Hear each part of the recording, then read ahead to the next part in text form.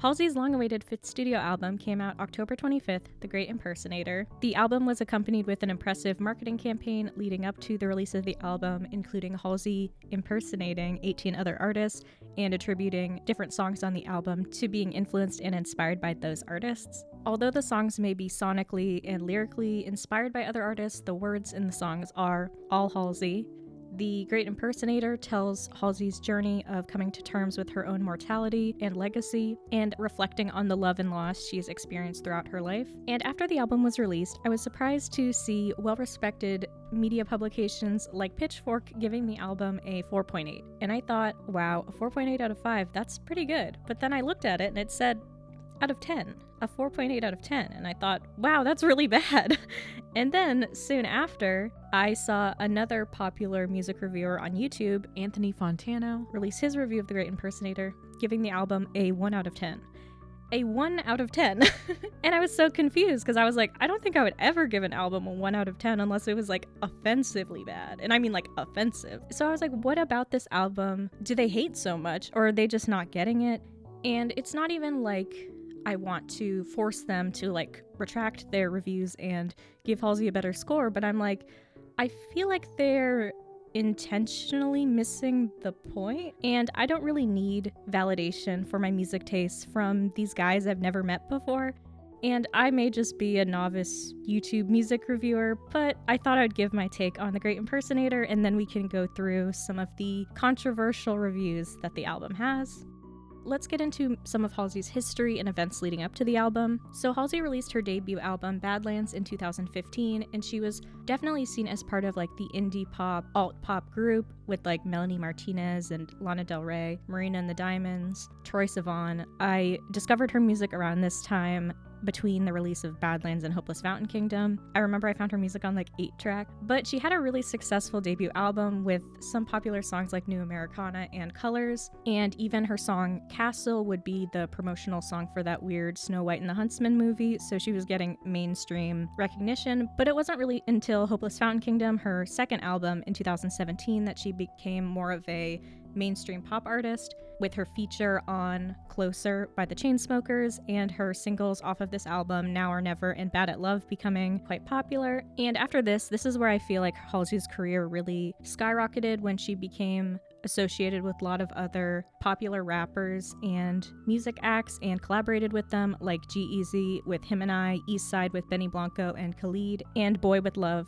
and her single Without Me reaching mainstream success and even being #1 on the Hot 100s. And this would all lead up to her third album, Manic, which I think is her strongest album to date. Manic tells a beautiful story. It's a very cohesive album and actually leans more out of pop music and into alternative music, which I think paved the way for her next album, If I Can't Have Love, I Want Power, released in 2021. This album wasn't as commercially successful as her others and was more of a concept album about her becoming a mother, but in my opinion still had some great songs like Lilith and Honey and The Lighthouse and more. It just isn't as much of an easy listening album as I would say her previous albums were. It's definitely darker in tone and theme. And outside of her music, Halsey's always been a pretty controversial, I feel like, figure. In her early career, she was pretty tied to like a social justice warrior identity, and this was during the height of like the anti-social justice warrior movement.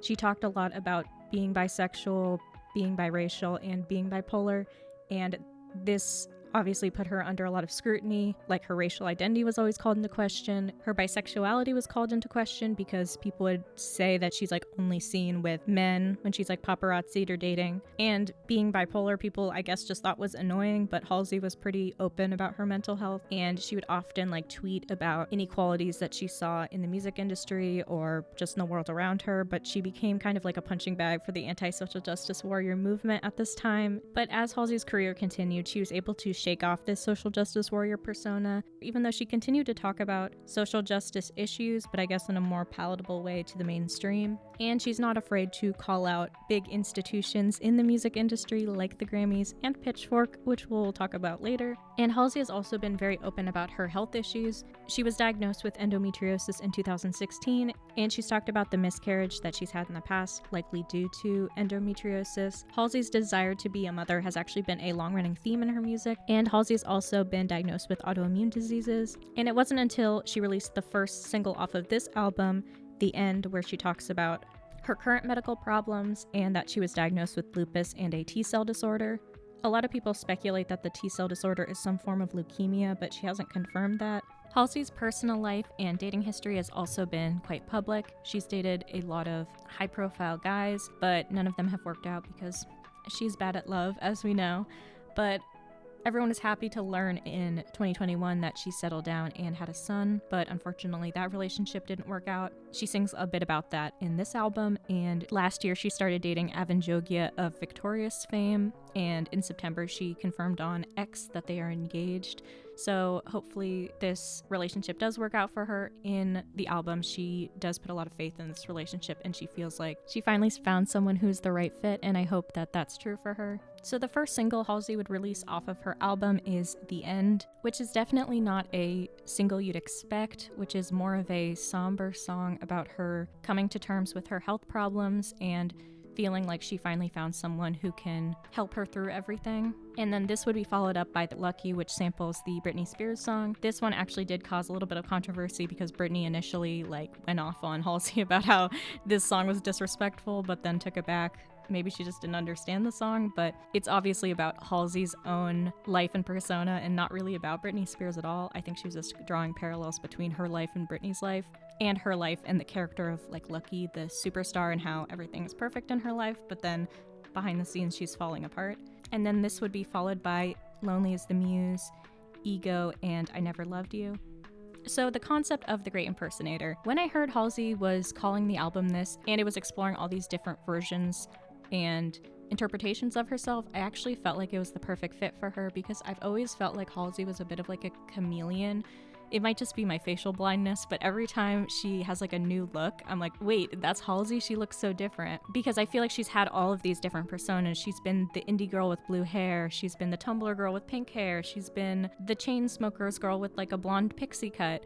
She's been with BTS doing pop music. She's done rap music. She's been very diverse with the kind of music she's done and the types of ways she's presented herself, that she kind of can slip into all these different personas and it makes sense. And then I was really excited when I saw that she started posting these impersonator posts on Instagram where she would do makeup and styling to look like iconic looks from these artists that inspired the album. And I also think it's a really sweet way to kind of appreciate other artists, because I definitely feel like in music today, when artists talk about their inspirations, it kind of becomes a negative thing, and it's more interpreted as they're copying them. But all music is derivative of other music, kind of like all art.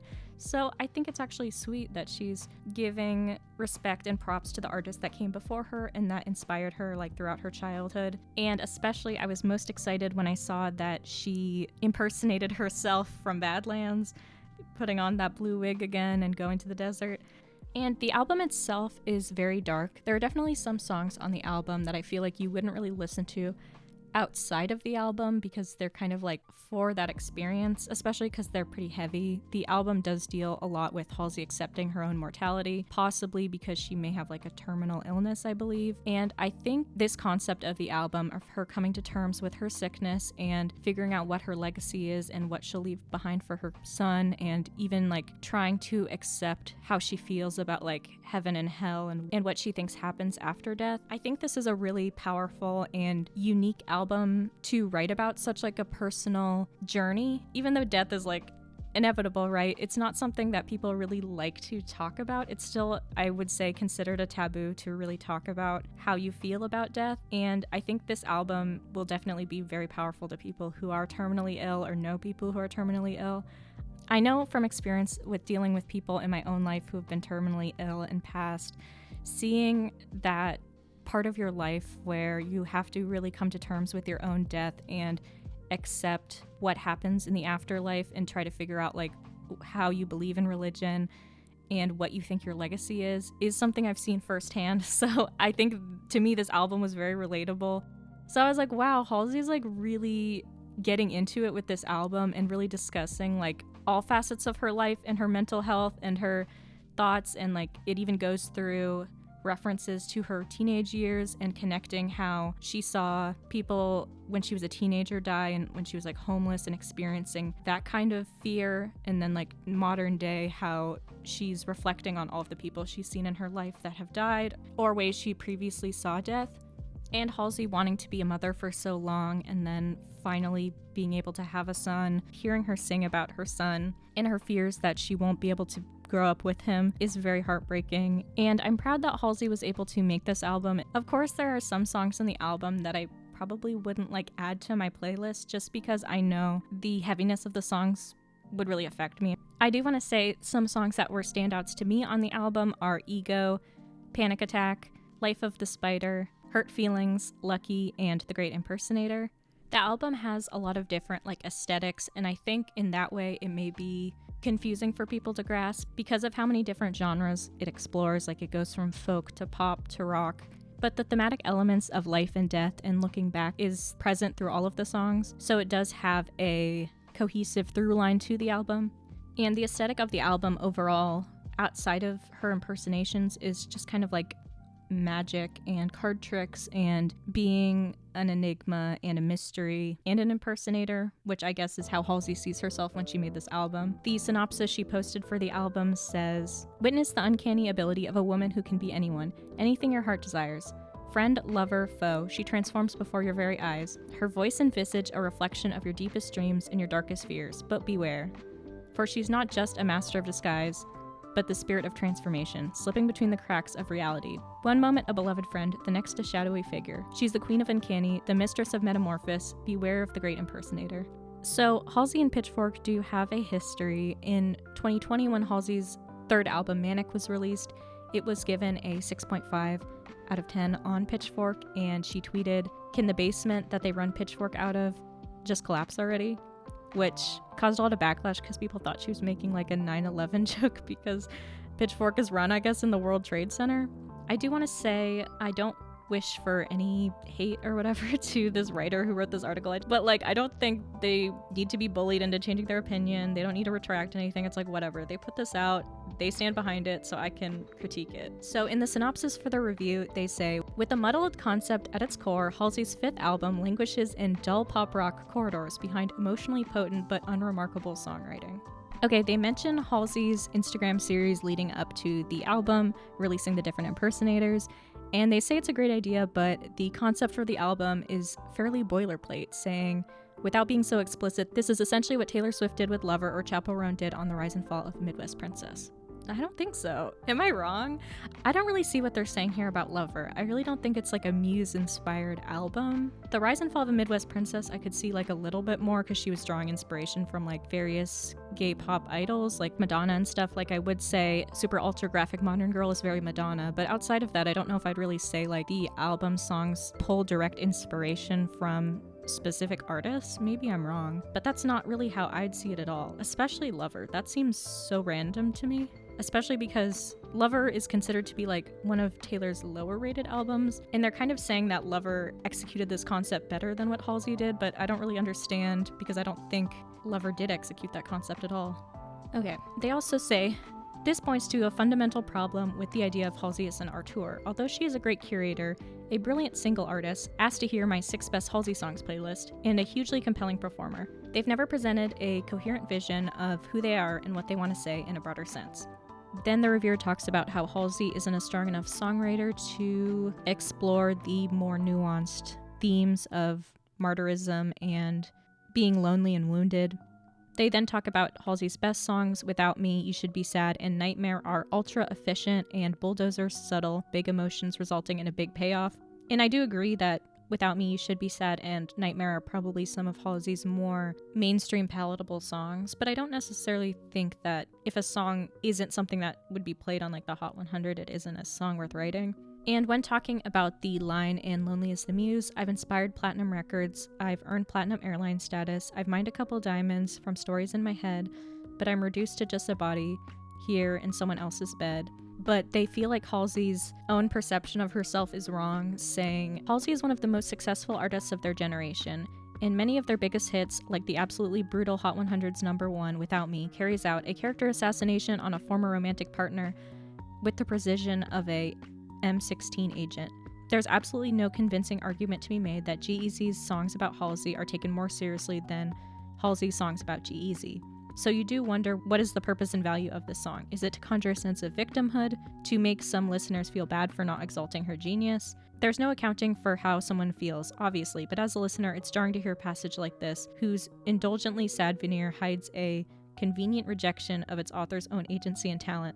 Does Halsey see absolutely no irony in claiming that she bears the weight of millions of fans' expectations before 40-odd minutes later reducing her own output to a couple of diamonds? I actually don't think this is odd, because I think a lot of people would reduce Halsey's success to just being like the closer girl and singing Without Me. I don't think a lot of people have dived deeper into her music and see her much outside of that, but I think there are people that see her that way. And throughout Halsey's discography, she's had a lot of songs that deal with her feeling like she's just like a sexual object or like a body without like people caring about who she is. But I think Halsey herself is a great muse, and it is complex when you're an artist but also a muse, which I think a lot of artists are put in that position when they like date each other. I mean, it's something interesting to explore, but I don't think it's necessarily like a knock against Halsey for this, because I actually thought Lonely is the Muse was one of the stronger songs on the album. But then they talk about the series of songs, Letter to God, which are taken at different time periods. Although these songs rarely sound like the artist Halsey has said she's referencing, they're the most successful manifestations of the great impersonator concept. Thought experiments, wondering how different songwriters might respond to predicaments as dire and exceptional as Halsey's.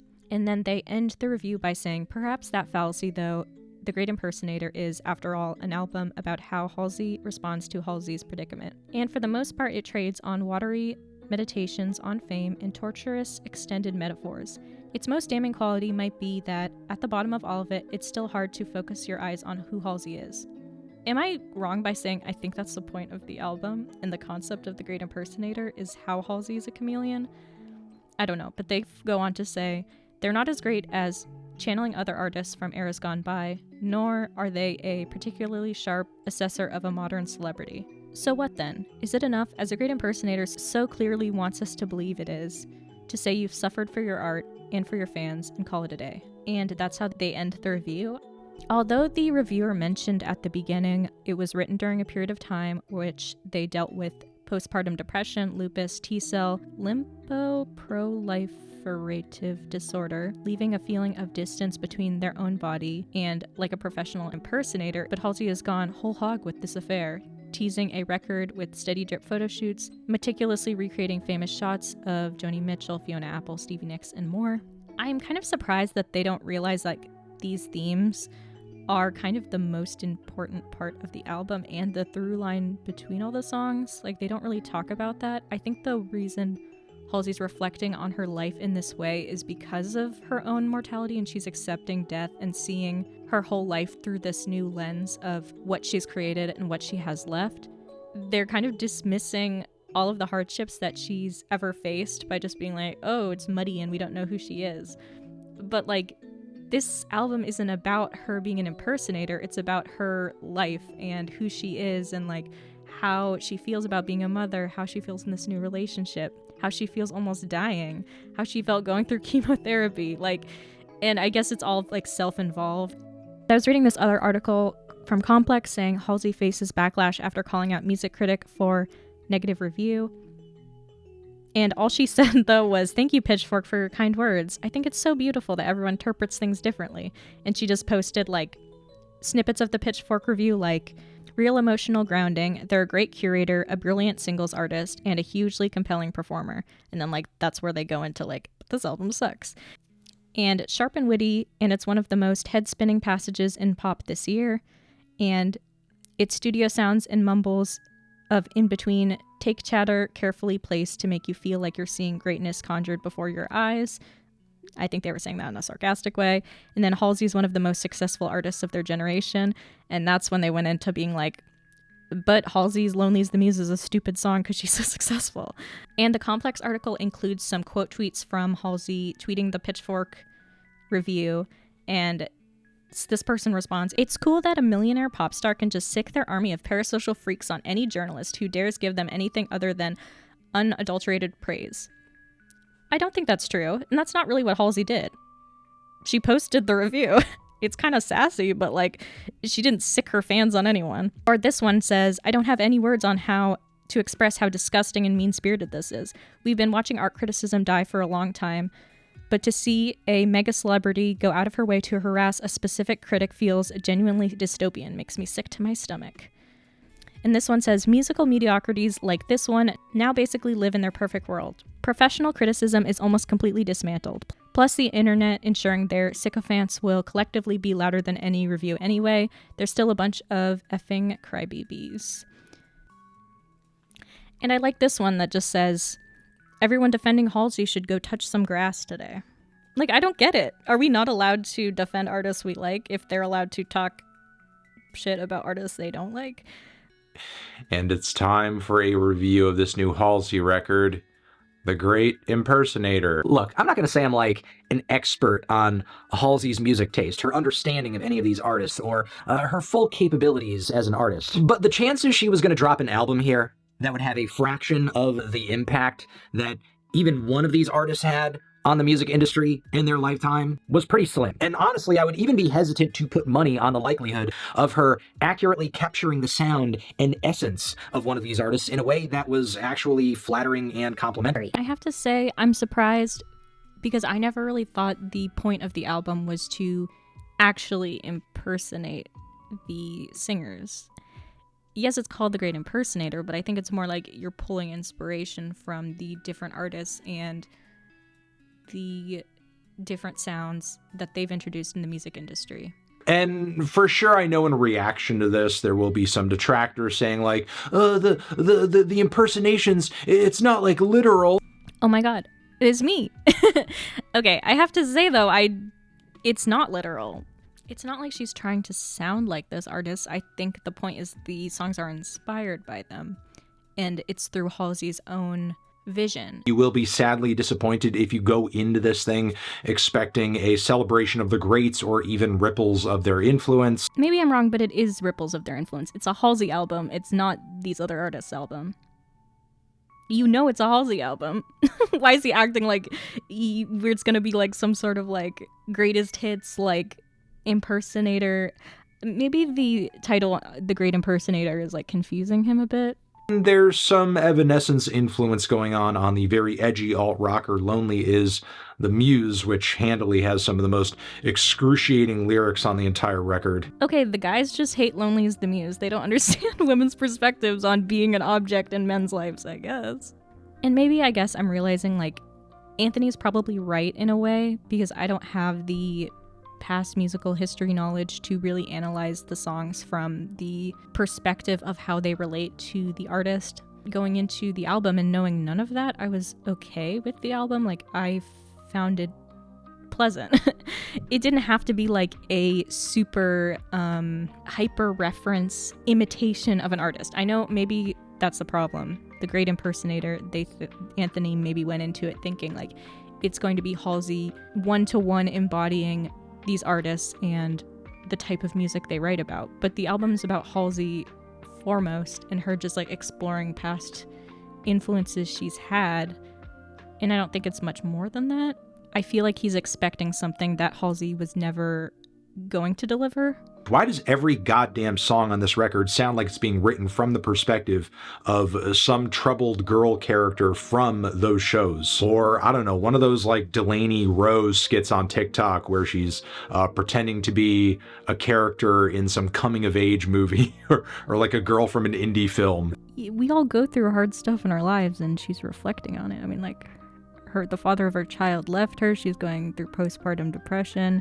She's already had other health and mental health issues, and now she has to do more extensive treatment for those health issues. She's reflecting on like life and death and her place in the universe and her place in the industry and like what she has to leave behind, what she has to leave behind for her son.